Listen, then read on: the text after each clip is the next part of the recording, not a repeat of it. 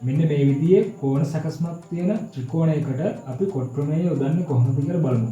මෙතනදී මෙන්න මේ n සහ n කියන්නේ මෙන්න මේ පාදය ඊට සම්මුඛ ශීර්ෂය මගින් බෙදෙන අනුපාතයන්. එතකොට මේක යොදන්නේ මෙන්න මෙහෙමයි. මුලින්ම අපි m ධන n විදියට අනුපාතයන්ගේ එකතුව ලියා ගන්නවා. m ධන n වතාවක් ඊට පස්සේ අපි ලියනවා cot θ. cot θ සමානයි. ඊට පස්සේ අපි කරන්නේ මෙන්න මේ පැත්තේ මෙන්න මේ θ කෝණයෙන් තියෙන පැත්තේ අනුපාතය මුලින්ම ලියා ගන්නවා.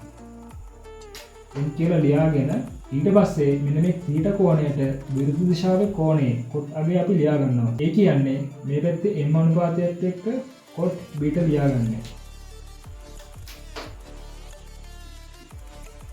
ඊට පස්සේ අඩු කිරීම ඊට පස්සේ n අනුපාතය වතාව ඊට පස්සේ අපි ආයේ මෙන්න මේ n අනුපාතයත් එක්ක මෙන්න මේ පැත්තේ කෝණය cot අගේ ලියාගන්නවා.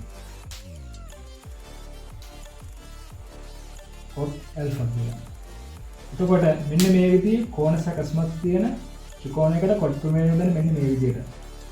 දැන් අපි බලමු මෙන්න මේ විදිහේ කෝණ සකස්මක් තියෙන ත්‍රිකෝණයකට cot ප්‍රමේය යොදන්නේ කොහොමද කියලා.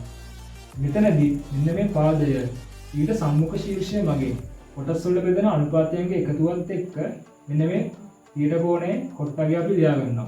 එතකොට එන්නේ m ධන n cot θ සමානයි. මෙතනදී කරන්නේ මෙන්න මේ θ ට විරුද්ධ දිශාවෙන් තමයි පටන් ගන්නෙ. ඒ කියන්නේ මෙන්න මේ පැත්ත n ගෙන් පටන් ගන්නෙ.